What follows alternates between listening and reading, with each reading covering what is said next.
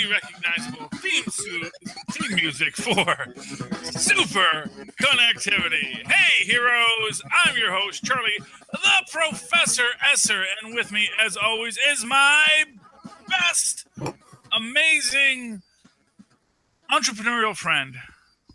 Phil, me, and Perich. That's him, yes. I don't have my skinny rich friend today. He did not get to see Solo, and this is a spoiler podcast. And, I don't blame him for not wanting to be spoiled because that was a good movie. Oh yeah, yes. I don't know why this movie's been getting like bad hype. It was a good story and everything. Maybe coming off The Last Jedi, and it's only 5 months since The Last Jedi, and people are getting Star Wars fatigue. Well, yeah, I mean, it is literally Star Wars fatigue. That is literally the only explanation, is that it is Star Wars fatigue. And, I don't necessarily blame people about Star Wars fatigue.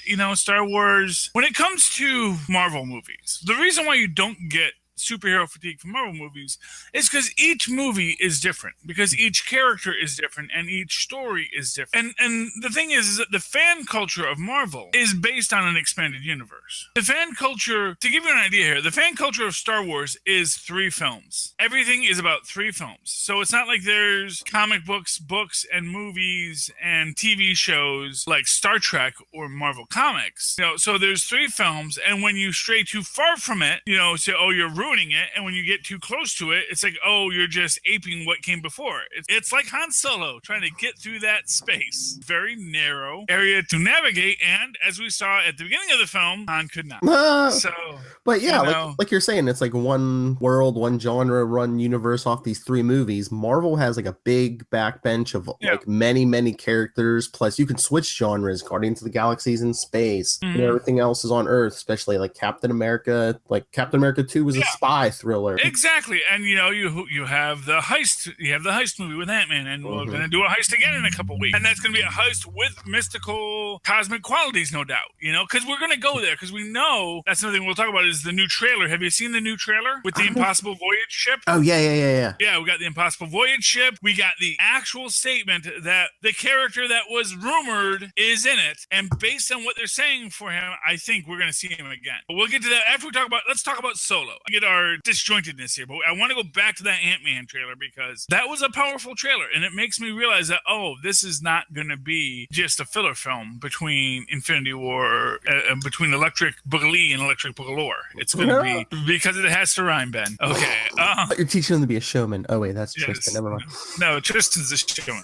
Well, if we ever get there, yes. So there's only one film, which was Break Into Electric Boogaloo, and it is such an iconic film that no one has ever seen that I do reference it repeatedly when I talk about sequels to films that we don't know the title for yet. Okay, getting back to our show. I have no idea if you guys can actually hear the questions Benjamin and Tristan say, but I throw them in there. But again, like we were saying before, I don't know why they put this movie out when they did, because again, Last Jedi was 5 months ago, and now they're saying the next Star Wars movie isn't until like December of next year, so you got like a 1.5 year wait. So you rushed it in the beginning, now you have a 1.5 year wait. Why didn't they just put this out at the end of the year like they've been doing everything since Force Awakens? Well, probably because someone, and we talked about it on the show, is someone at Disney said, you know what, we could go Black Panther, Avengers, Deadpool, which we're still getting a cut of, Solo, and really just have this whole domination for most of this year. But again, with fatigue, it's like, maybe people don't have the money to go to Infinity War,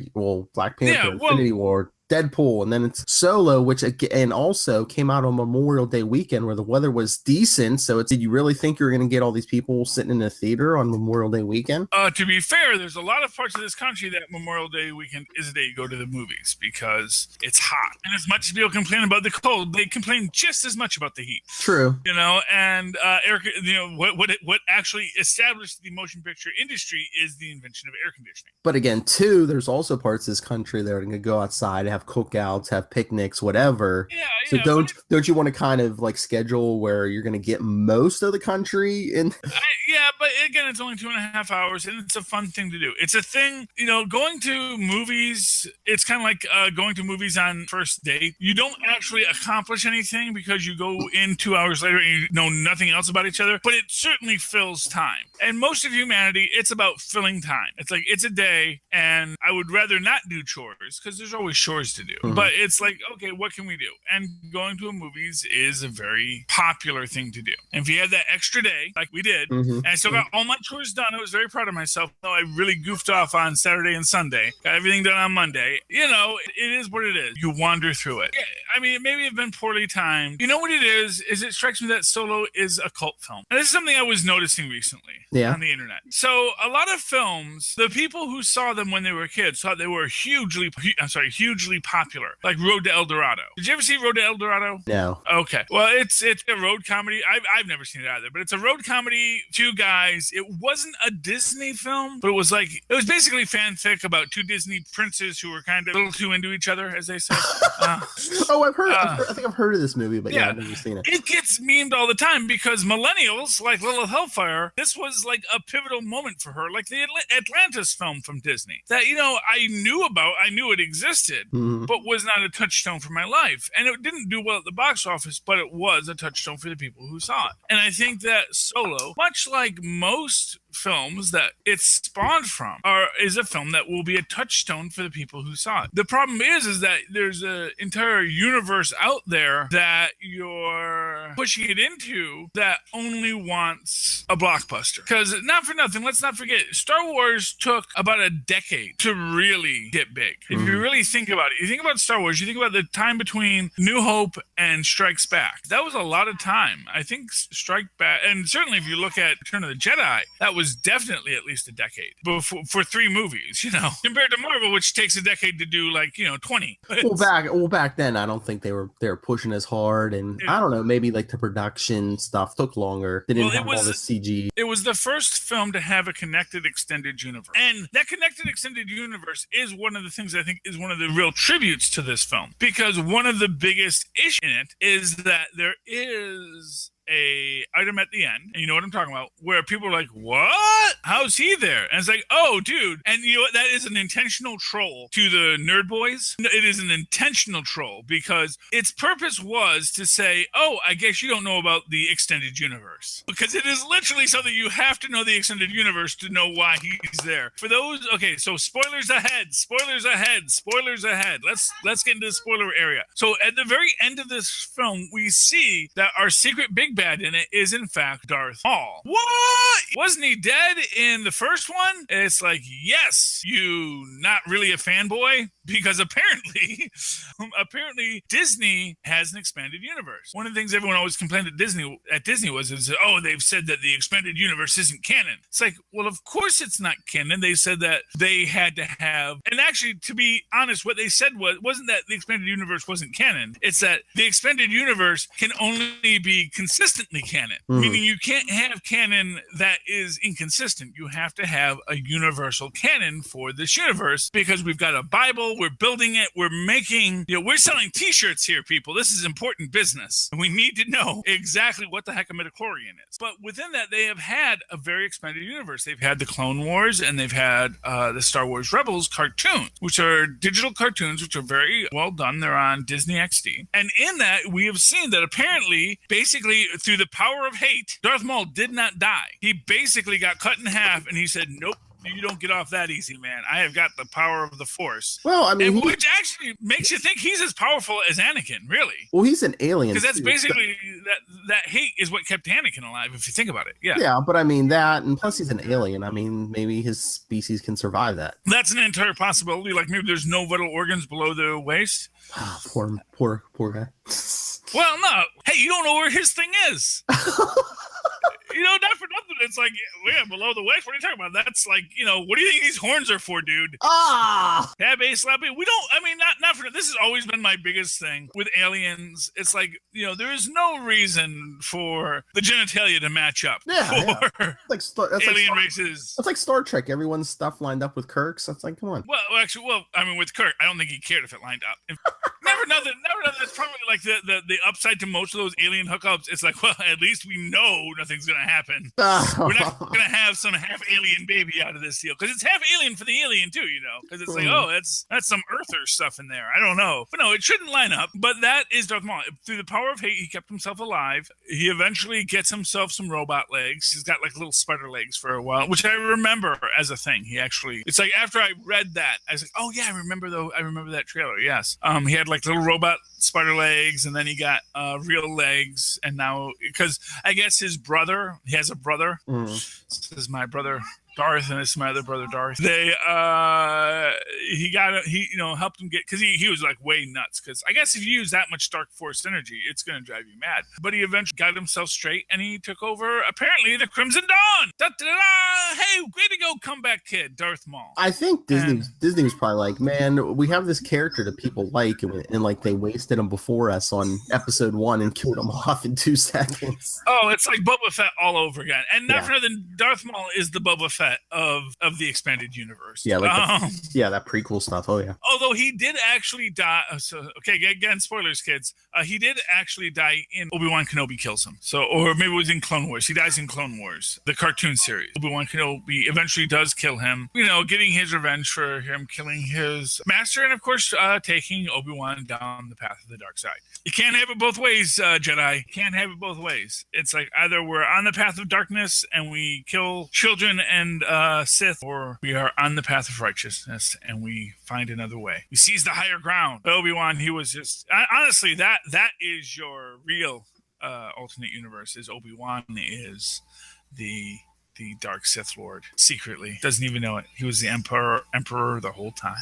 I mean, Darth Maul was shocking. I was like, wait, what's going on? But the rest of this movie was like good too. The story, L3, that is like such an arc of a character. Like everyone had like a really good arc in this, except I would have to say, honestly, I think Lando got the most short change of anyone. Lando had a good story, but it's like, he was so much a character in it. He was so much a fluffy bon vivant. I think I have to say, more than anyone else, I mean, Chewbacca, they just throw somebody in the suit. Lando, I could hear him when he was talking at times. He's like channeling Billy D. I'm like, man, that sounds like Billy D. Well, Childish Gambino is actually quite a talented actor, as it turns out. And here's my thing with Childish Gambino. You got to pick a name. You need one name. It's like, you want to be Childish Gambino, that's fine. You want to be Donald Glover, that's fine. Don't do this. Don't hop between names. That's not the way it's done. Well, I thought librarians' jobs, because it's like, where do I file this? I thought a little bit ago, I thought they were saying he was retiring the Childish Gambino name, unless I was wrong. But I'm thinking now that he's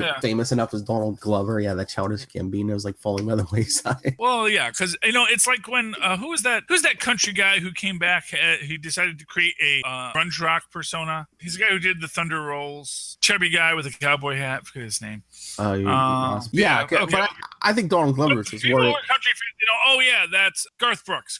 Thank you. Yeah, Garth Brooks. I don't know if you remember this, but in like the late '90s, early Garth Brooks sort of came this idea. He says, I want to create a rock character who's like a grunge rocker. I don't know. He had a very strange idea of what grunge rock was. It was like half goth, half grunge, mostly still country. And, put on some eyeshadow and did his character, and he did good music in that as well. But it was like, dude, you can't just pretend to be someone else. Pretend to be one person. You can pretend to be someone else, but just you have to stick with that someone else you've decided to pretend to be. No, I mean, I think that in many ways Lando was kind of the Volstagg of the storyline. I love Volstagg, as you know, but it seemed like there was a lot of ho, my friends, let me tell you about the adventures I've had kind of thing. And then when the actual adventure comes, maybe there's not so much adventuring that Lando's going to do. I mean, unless they're trying to whet people's appetites, like you were talking about, like, oh, we need a Lando movie. Well, like I said, I doubt you can do Lando in a movie. Like Lando, there's such a story there that, because like we say, he winds up as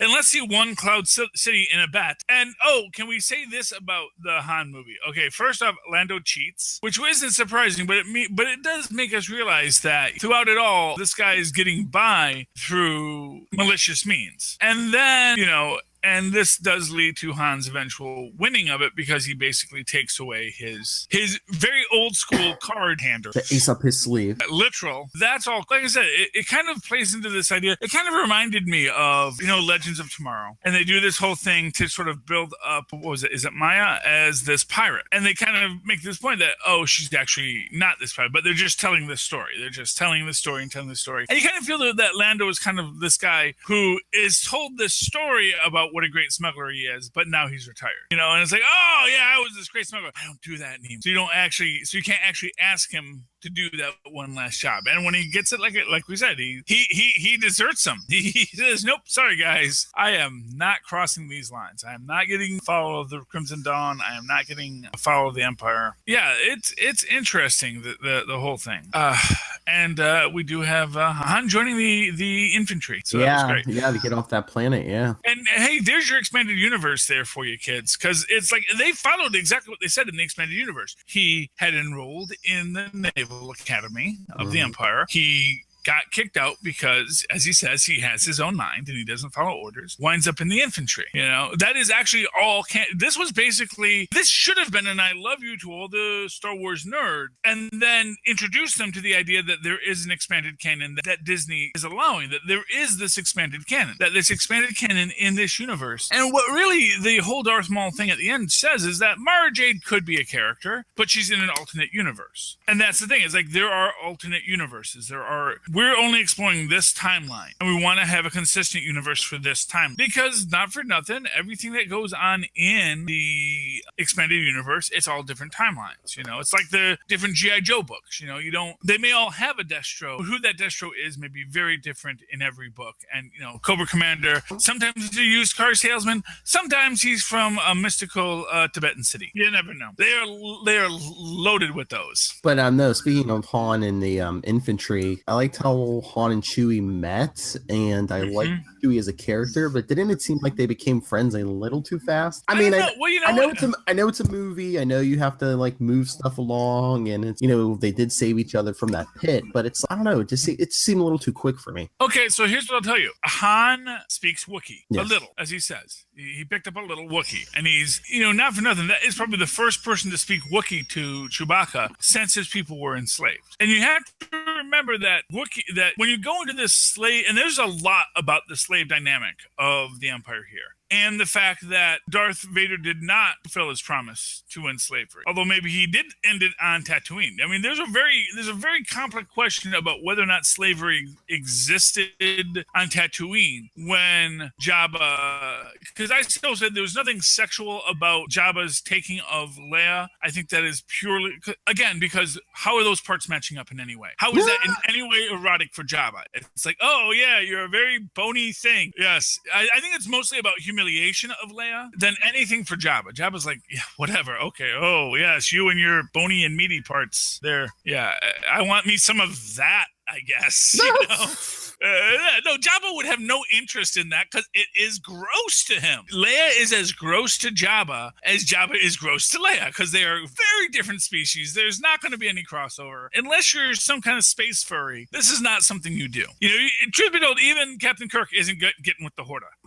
Anyway, so yeah, there is this suggestion here that Darth was not able to fulfill his promise to end slavery, to free all the slaves. Yeah, but unless he only freed them on Tatooine. He had like these big ideals, but then doesn't seem like the Emperor's just like, no, you do what I say. Yeah, but it kind of hurts me in a way, because when you really get to that idea that the Wookiees are slaves, that the slavery has continued throughout the Empire. Now, you could also argue that this is still early in the Empire, and that slavery hasn't been abolished yet, that Darth has to work his way through to get to that world without slavery. And of course, the droids are still slaves. The droids are also manufactured, and anyone who's ever read Hitchhiker's Guide to the Galaxy know that the way that you maintain slaves in a robot world is you actually program them that is their pleasure center. Yeah, but this job you've programmed them makes them happy. Yeah, but a lot of the droids, are they like stealing them and using them? Because I mean, if you're manufacturing them from scratch, wouldn't you just program them, that this is your way of life? Instead, they have those bolts on them. Apparently, yes, the obedience bolts. Because of course, what happens is they created a really good AI, and that AI gained sentience. And rather than that AI taking over the universe, because really it could, because really droids are central to everybody, even the rebellion. Those X-wings don't fly without a navigation droid. You don't have an R2 unit, you are screwed. You are screwed basically flying that X-wing. It will not take you where you need to go. You need your R2 unit. But what is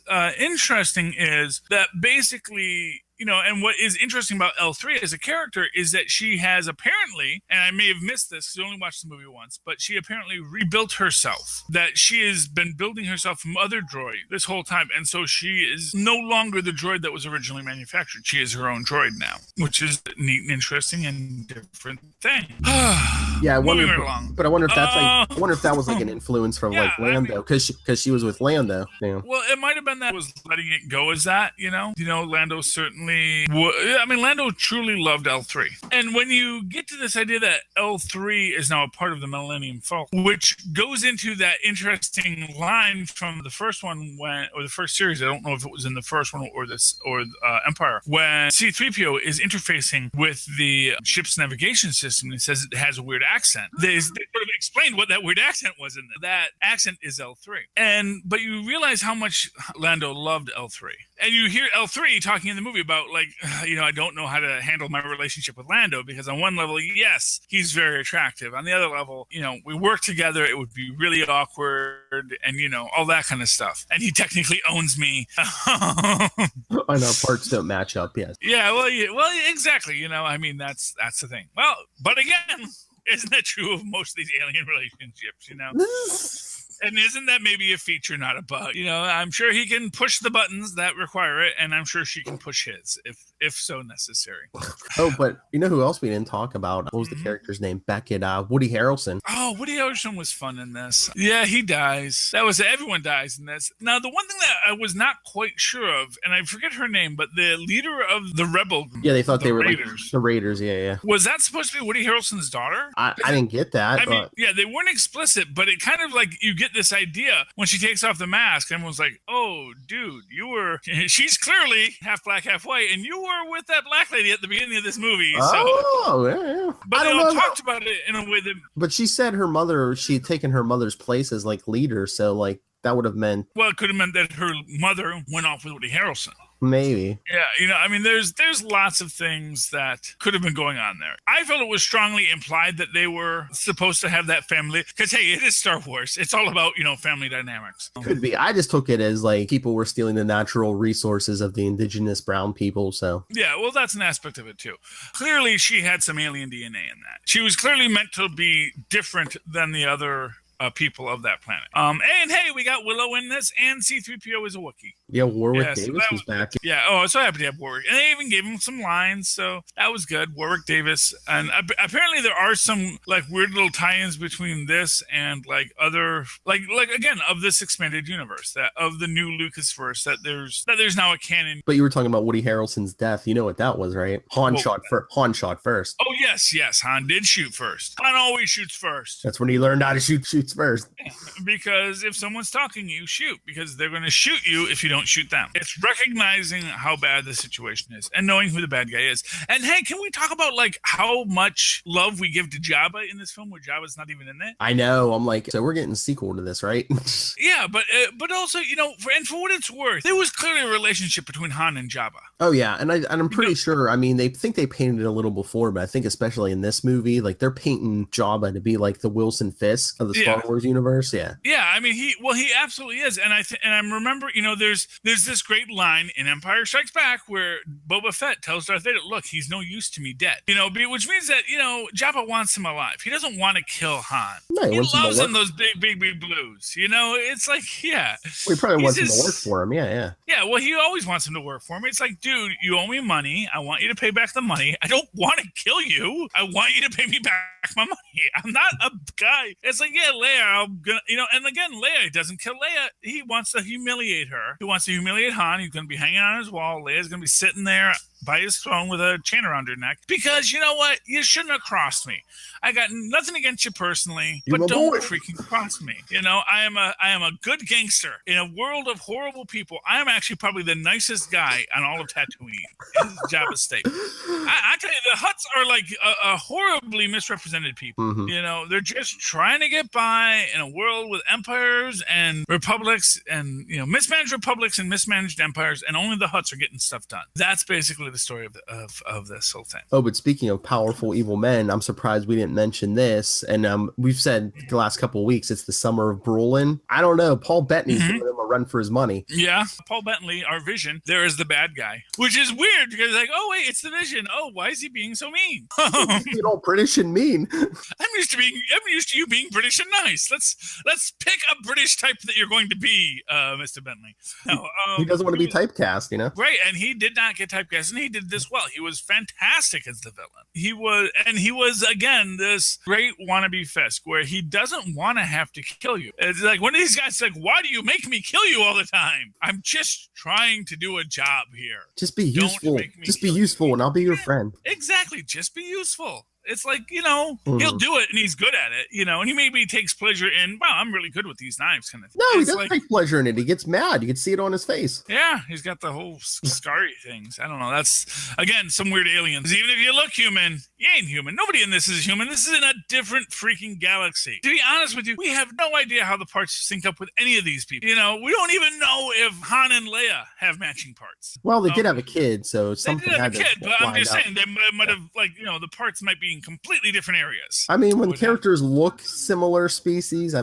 would think something will is close to lining up. Well, you can hope so, but again, there's no guarantee of that. And not only that, it's like humans and apes. Human genitalia and ape genitalia are very, very different. And they line up like they are strategically, but humans have a very unique style of genitalia, and apes have a very different style of genitalia. Like their use and purposes are completely different. So that's all I'm saying. Okay, let's talk Ant-Man. Oh, is there anything else you want to say about Solo? No, I don't think so. It was a good movie. I enjoyed it. I enjoyed it a lot. I would have gone and seen it again, but apparently this new Movie Pass thing says, oh no, you can only see it once that first week apparently. Because I have to see if I can see it now, because now it's been a week since I saw it. Yeah, it's very annoying. That is like really the most annoying aspect. Wait, no, because I wanted to go see these movies a lot, but like, oh well, actually we didn't want. We say you see a movie every day, but what we really meant is, why don't you just see a couple movies?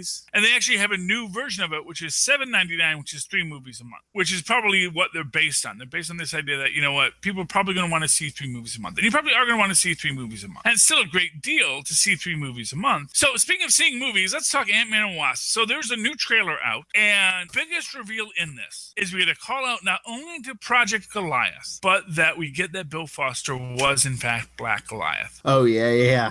What was your record? Yeah, but you know what that whole scene tells me is, because then Paul Rudd makes the point of, well, I got up to 65 feet. I was bigger. Yeah, well, yeah, but that before the end of that film, Bill Foster is going to go 66. Because the whole point of that scene is to say, I was 66. I beat you. I was 65 in 1 inch. I was just a little bit bigger than you. Because how big you get as Goliath is a thing in this universe, apparently. Yeah, but that is the point of that whole thing, and I love that aspect of it. It was a lot of fun. I'm excited for the Black Goliath and New Goliath, because Hawkeye's going to be in this. Again, Hawkeye is going to be Goliath. You mark my words. We'll see.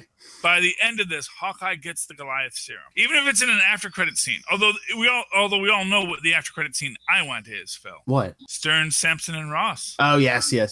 Talking about, since we don't have a Hulk anymore, we need a red Hulk. Yeah, we need a new Hulk. We need a Hulk that's not a pansy. It's not a milk stout. That will face the dangers because he knows we need a Hulk that's our Hulk. And of course, you're going to have Stearns come back for that, because Stearns has to be a part of it. And you're going to have Sampson come back, because Sampson's going to be saying, I've done a lot of study of the Hulk over the years. I've really gone back over, Banner's file. I can see how the Hulk relates to his psychology, because of course that's the whole point, is the Hulk is all psychology. So that is the after credit scene I want. The after credit scene I might get, after, if they do any tie into Infinity War, Hawkeye saying we need to do something better on this, and I need something that'll give me the edge more than arrows. And I think it's going to be the Goliath serum, the Goliath particles. But we do see in this also that Hank Pym has an Impossible Voyage ship, which makes me wonder if that's a flashback, because it strikes me it's kind of odd that he would have, although he does say that Paul was the first person to go to the quantum realm and come back, so maybe it is something he's built since. Like I said, I think the quantum realm thing is going to be very important. I think it's going to be very important to Electric Boogaloo. Well, they cast Michelle Pfeiffer as Janet Van Dyne. You know what's interesting about that? You know what's interesting about Michelle Pfeiffer as Janet Van Dyne? It means that Janet Van Dyne, that she aged. Oh, okay, yeah. And And the idea is that because the original idea is in the quantum realm, it's a space that is outside of space and time, so you wouldn't age in it. But that she has aged suggests that she went through the quantum realm to another universe. And again, I think this is what's going to be important. The fact that Hank Pym and Paul Rudd were off universe when Thanos did his thing. And I honestly think you're going to be at the end of this story, them coming back to find out half the universe has been destroyed. Oh yeah. That is my prediction, you know. I said then that leads right into your after credits scene of we need a new Hulk. I'm thinking you're right about them being on, you know, like off world, because I mean there have been plenty of stories in the comics, right? About, I mean, there's like other worlds in the microverse. I mean, the one where Psycho Man comes from, and like Jarella, you know, the one the Hulk went to. There's so much in the microverse, and honestly, we would love to see Jarella. Would love to see the Psycho Man. Psycho Man might still be over at Fox, you know, so we don't get him yet. We're salivating over the microverse, you know. And as I say, if it goes to NBC Universal, they had the first deal with Marvel, so it's not like we can't still work out a deal. Basically, it's the best of all worlds right now, because yes, even if NBC Universal buys it, honestly, our biggest worry is that if NBC Universal gets mad about Disney buying it, although arguably, well, that's okay because Hulk wasn't in this movie and we already made the second, and you know what? We're going Red Hulk next. Oh, that's right. The Hulk really wasn't in Infinity War much. Yeah, you know, we've already written him out of the story, which gives us our Red Hulk, and now we've got a Hulk, because once you can unlock the secret strength that all humans have, control the raging beast that dwells within you. I am very excited about Ant-Man and Wasp. I'm more excited about Ant-Man and Wasp than I've been in a while. And I actually think this is because I do think this is going to deliver on expanding our universe. And that makes me happy. One more month and a few more days. And what else do we get, Phil? More than a couple of days. Are you talking about Teen Titans go to the movies? No. Thursday. No. Thursday, 8 p.m. I thought you said a month and a couple of days. Okay, no. Wow. Yeah, no, this week, Cloak and Dagger. Yes, Cloak and Dagger, which is getting good reviews, good to middling reviews, which is a really positive thing. This could redeem Marvel from the Inhumans debacle. Well, I think, like I was talking to Lilith the other day, I think a lot of these Marvel characters do better than some of the DC stuff, because a lot of these characters, like Cloak and Dagger, the general public aren't too familiar with them if you haven't read comics. So there's no preconceived notion in people's heads what Cloak and Dagger should be. So they're like, oh yeah, this is good. But everybody and their grandma has a preconceived notion of who Superman is, who Batman is. Yeah, well, not only that, and what I will say about it is that Marvel does not fear changing their story. This is what they learned in the 70s, is that you can change the story, just make the story better. And there hasn't been like 50 different versions of Cloak and Dagger story. No, there hasn't been 50 different versions of any of these character stories, really. And they really, since one person who has a different origin is Red Brown's Captain America. He is literally, and really his origin is almost just Burnside's origin, which is that he got the serum after the original Captain America in homage of him. Oh, that would be great if we could get Red Brown as 50s Cap as William Burnside. That would be so perfect. That would be absolutely perfect. Says name's William Burnside. I was Captain America after you went on ice. Pulls out that plastic eyes and just have him play a little crazy eyes. It'll be fun. Pulls out that plastic shield. It worked. It was bulletproof. It came back to you. It had boomerang functions. It was a good dang shield. Okay, don't be. Oh, it can only be vibranium. It's like, no. You know what? You can have a good shield that's plexiglass. Exactly. I mean, I would love that as just when they're trying to get all the heroes back together. Honestly, that would be awesome. As they're trying to what kind of superpowered people do we still have? And you see Quake, and you see this person and that person. You just see Red Brown and all the 70s Marvel heroes there ready to fight. Lou Ferrigno in the background. Yes. Okay, Ben. That would be awesome. I don't think I'd see those characters on this screen in parts, but someone's going through computer files. Yeah, I could see Red Brown's picture coming up, Lou Ferrigno's picture coming up. Just other superhumans. Actually, what you do, Lou Ferrigno from the 1980s when he had the beard, and it's Hercules. Captain America. He was a fantastic Hercules. He was excellent as Hercules. And this is a great time for Hercules to show up in the Marvel Cinematic Universe, because again, half the universe is gone, so it's time to bring in some people from other universes. Time to bring in some people who we haven't seen before. And I actually think we're gonna. I think we're going to get that Marvel Netflix crossover in Electric Boogaloo. I do think so, because I think that when you get to that, there's no reason not to bring in other heroes, especially since we know they exist. And so if we don't get a Quake reference, if we don't get a Daredevil reference, it kind of defeats the purpose of all of this. My battery's running low because apparently my computer is not plugged in. There we go. Oh, this week in the what was it, Punisher issue 225, like all the heroes come after the Punisher because he's like blowing guys away with the War Machine armor. Yeah. Captain Marvel puts together like this whole group of like heroes to come after Frank Castle. It's like Spider-Man, Luke Cage, Ben Grimm's there, but you know who else is in the group? Quake. Oh, Quake. Well, you know what? She is a character. Mm-hmm. And she, deserves her space in the sun. I'm very excited for Quake. I'm very excited to see what they might do with Quake in the cinematic universe. Because, as I said, when you have half the universe gone, you got to start rebuilding these Avengers. And like I say, I mean, the idea of General Ross, the idea of, because beggars can't be choosers. We got to go punch Thanos until he puts the universe back. Although, as I've said, one of the things we saw in this universe is that when the Reality Stone gets removed, everything goes back to normal. So essentially, once they break the Infinity Gauntlet, everyone will come back because that's already been established as the physics of this universe. Now, anyone that died before then might be out of luck. But then again, death may not have as much power as people think, because the only people that really died were Loki and Vision. Gamora. Yeah. Oh, and Gamora. But Gamora died in connection with the stone, so she could come back. She could come out of this. She's in the Soul Stone. We know she's in the Soul Stone because Thanos went into the Soul Stone and met Gamora there. Yeah, but if they do time travel, they can bring anybody back. Yeah, but I don't think anyone wants to do time travel shenanigans. That's an X-Men ploy, Yeah, but you don't think there's going to be any kind of time travel in Avengers 4? Well, they have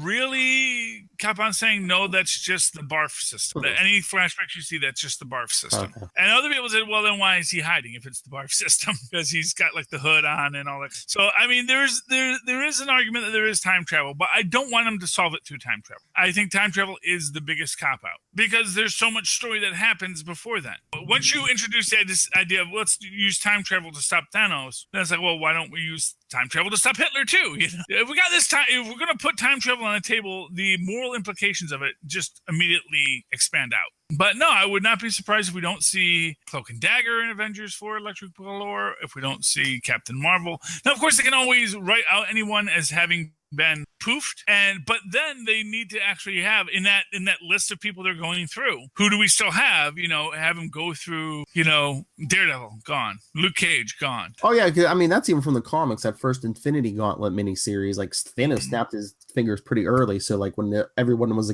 gathering at Avengers Mansion, they had the big screen. It's like, okay, this person's missing. This person's missing. I think the whole Fantastic Four was missing. Yeah, well, of course, because not for nothing, it wasn't random. He really picked the people that were most a threat to him. Like I said, the fact that Nebula lived is again that lack of randomness. Because as much as he loved Gamora, I think he loves Nebula too, and I think that's the real that. And like I said, if there's gonna be any psychology, oh man, wouldn't it be great if like Doc Samson's the guy who actually saves the day? Just have Phil Dunphy come in and sit down and says, not like strong, but just like psychologist Doc Samson just sits down with Thanos and says, Samson, I don't think you're being honest with yourself about what you wanted to do, and I think you need to do the right thing. But no, I think perhaps not that Thanos loved Gamora more than Nebula, but maybe he didn't consider Nebula a threat like he considered Gamora. Maybe Nebula takes him, maybe Nebula's the one who kills him, and she's like, oh, you didn't consider me a threat. Well, how about now? Yeah, well, I mean, that's a possibility. But no, when he sacrifices Gamora, it has to be because he loves her. Because the Soul